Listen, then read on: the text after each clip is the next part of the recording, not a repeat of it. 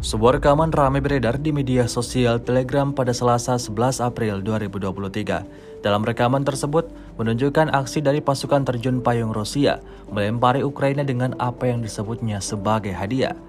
Di hutan wilayah Kremenaya, prajurit Rusia lagi-lagi menyerang benteng pertahanan angkatan bersenjata Ukraina dengan rentetan rudal mematikan. Lebih dari 3 kali ledakan besar memporak-porandakan hutan yang juga menjadi tempat pelindungan pasukan Zelensky. Hasilnya seperti yang terlihat dalam rekaman. Sebagian dari prajurit Ukraina kalang kabut mencari tempat yang aman saat setelah bentengnya dihancurkan artileri Rusia.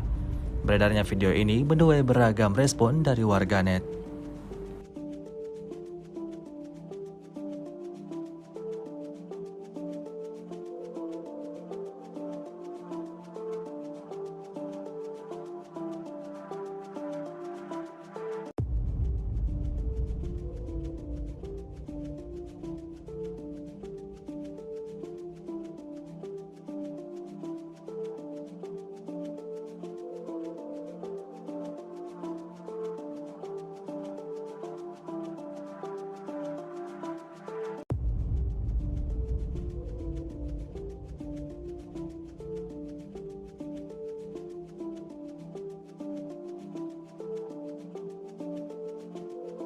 Terima kasih sudah nonton.